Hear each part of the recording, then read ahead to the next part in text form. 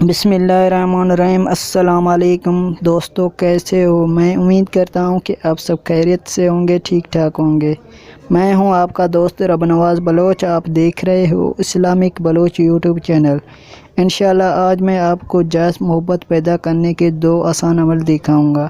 उससे पहले आपने अभी तक मेरा चैनल सब्सक्राइब नहीं किया तो यार सब्सक्राइब कर लें, और साथ में आएगा बेल आइकन, उसे तो लाजमी प्रेस करें ताकि मैं जो भी वीडियो अपलोड करूं उसका अपडेट आपको मिले सबसे पहले। तो चलिए ये अमल मैं आपको दिखाता हूं।